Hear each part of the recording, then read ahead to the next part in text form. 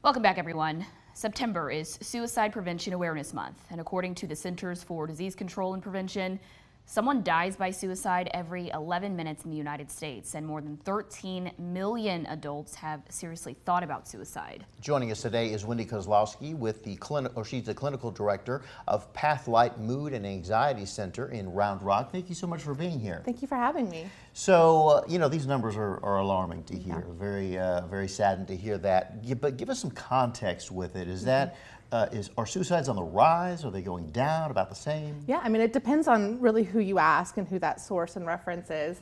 I would say that the CDC and the National Institute of Mental Health can agree that the suicide rates for our adolescent teenagers are actually decreasing, which is great news.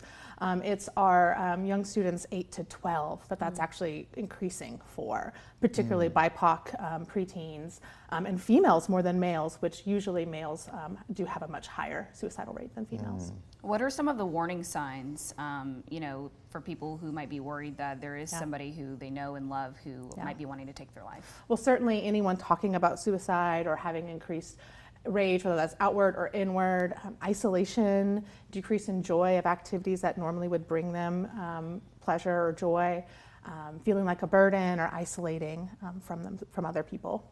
So if you witness this sort of activity in a spouse, a family member, a loved one, even a friend, it can sometimes be difficult to know what to do, especially if it's in the friend category more than like someone who's living with you. So how do you even broach the topic, and then what do you do to help them? Many people are afraid to say anything because they're afraid of saying the wrong thing, and statistics show us that having open and direct conversations is actually the most beneficial thing that you can do. If you don't know what to say, you can say that. I'm so glad you told me. I don't know what to say, but we can figure out what to do together. Well, let me ask you, when you say an open and honest conversation, like say that, there's somebody that you're worried about, a friend of yours that you're worried about. Give me give me how you would open up this line of conversation. Have you been thinking about taking your life or ending your life or completing suicide, attempting suicide? Have you made plans to do so? Have you thought about doing this in the last week, in the last day, in the last month? Those are all really appropriate questions to ask. Kind of beating around the bush gives a lot of gray space. You answer yes or no to that question. You have to be super, super direct. And sensitive. You're not going to put an idea in somebody's head, and that's usually the thing that keeps people from saying is, if they weren't thinking about this, am I going to give them the idea? And the answer to that is no. You will not. What's a way to deal with that, though, if the person who you're asking might not receive that question well, or maybe they get a little bit defensive? Yeah, absolutely. I think just validating, I can see that you're in distress. I can see that you're struggling.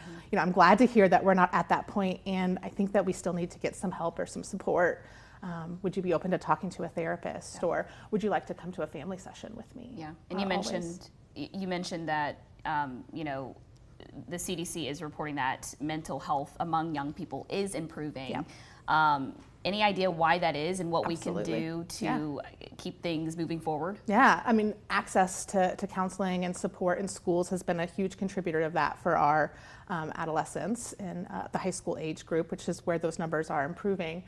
But being able to have these open and direct conversations, reducing the stigma, recognizing this is not a failure of parenting or a failure of a friendship or any of these things, that somebody you love is in distress. But it really is alarming that you said, even though those numbers are better, that amongst 8 to 12 years old, the suicide rate is increasing? Yeah. Well, developmentally, these students really do have permanency. These emotions feel like the only ones that they will ever feel, and that's a developmental task, and that is appropriate.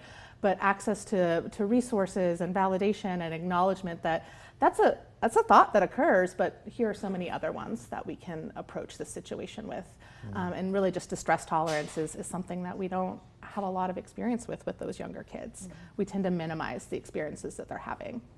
Very eye-opening in a sad sort of way. Absolutely. Thank you, Wendi Kozlowski, for being with us today and talking about this. Of course, we have been talking about getting help. So if you or someone you know is in crisis right now, there is help for you. You can start by calling or texting the Suicide and Crisis Lifeline. It's right there, 988.